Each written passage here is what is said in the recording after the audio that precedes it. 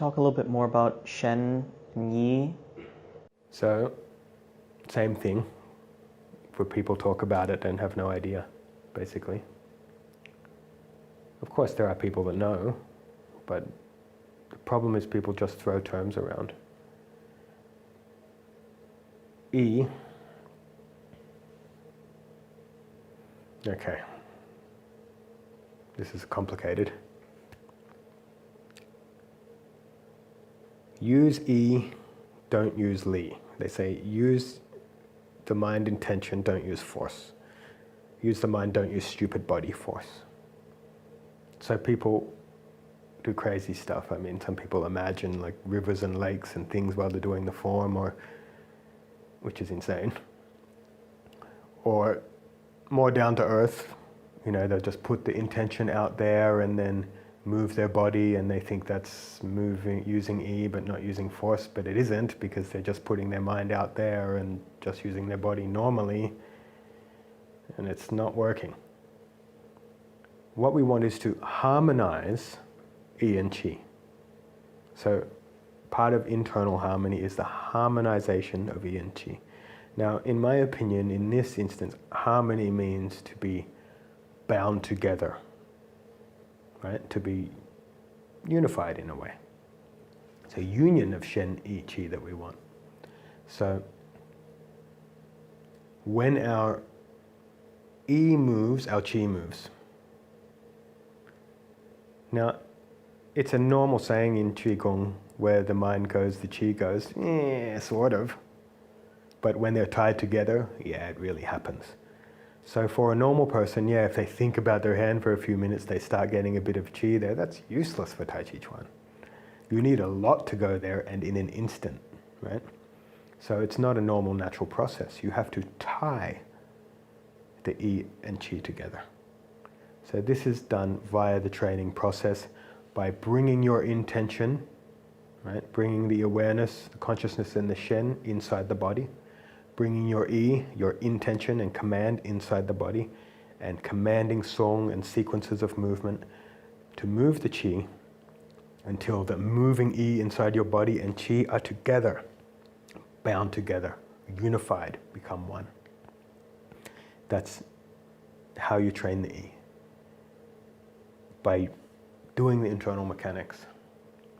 When that's totally done, when they're husband and wife, when they're married, when they're harmonized, then just the intention, forward, back, left, right, up, down, as the intention goes out, the Qi gets mobilized because they're naturally harmonized.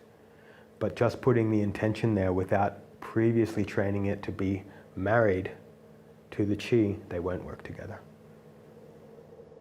With that said, what is then the difference between internal and external?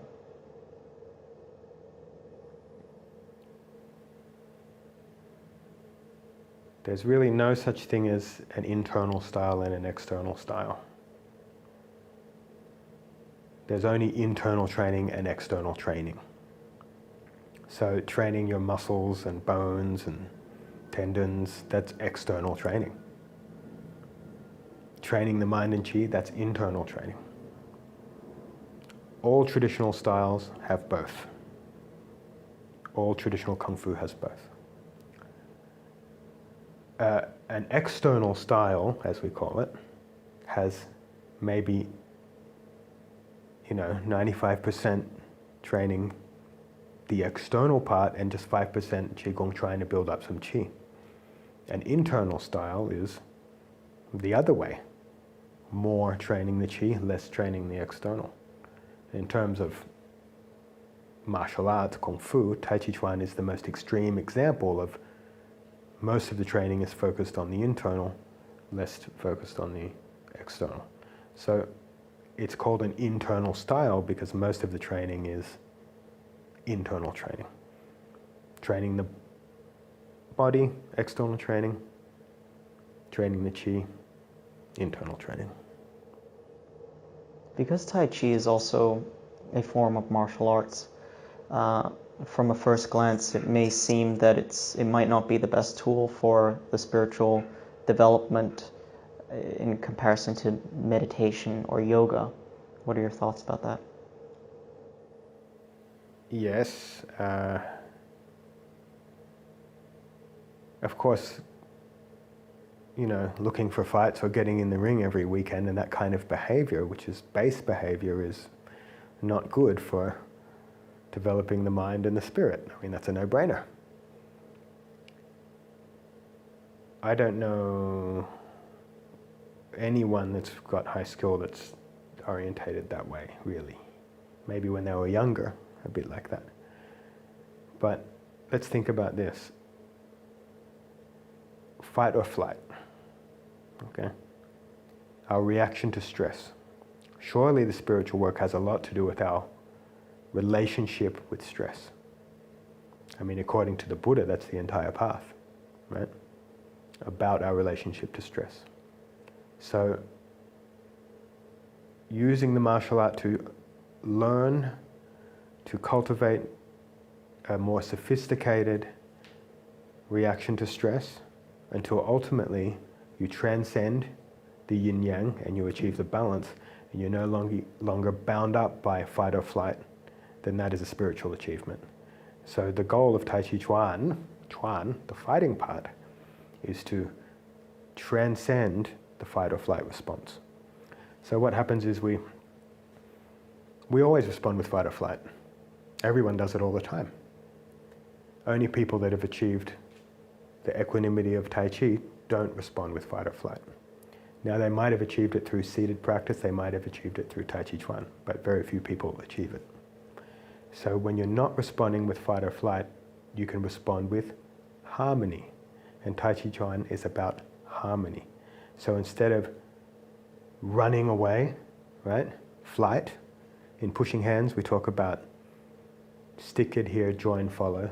Don't butt in, don't disconnect, right? So when we disconnect and we run away, that's the flight response, manifest in our physical pattern. And the opposite is when we butt in and use force, that's the fight response, manifest in our physical pattern.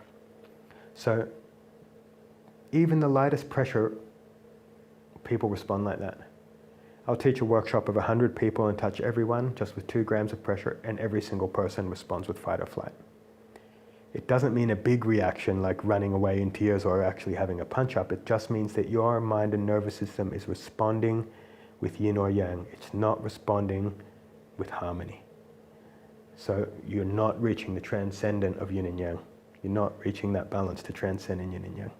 So we use the push hands training, we use the martial arts training to learn how to transcend the yin-yang response of fight or flight, to achieve harmony, to achieve equanimity, emptiness, Tao. To perfect the listening quality or ting, would you say that at a certain point people can plateau if you just do push hands because it doesn't, to a certain degree, pose a real threat? So sparring may be something that, having a real punch thrown at you cause this fight or flight. Would you supplement that at maybe the higher levels or even at the beginning levels to deepen the spiritual practice? Yes, early stages, I think. When your ting is deficient, you don't know you're responding with fight or flight. I mean, of course, if you're getting moved by your teacher, it means you're responding with fight or flight, period. If you weren't, you couldn't get moved. It's impossible to move you without the flight or flight response. It can't be done. However, because we're dull instruments and we don't realize, and we need a big flight or flight response to actually see it, then yeah, good, punch on, get some real threat, and then you realize, oh, okay, I thought I was still, but really I'm scared and I'm angry and all this. But as you become more refined and your awareness becomes bigger, you don't need such crude input. You can see the subtle, right? We go from coarse to subtle. So the better you get, the less you need the coarse stuff. You see the tiny errors that before were invisible to you. So it's a path of refinement.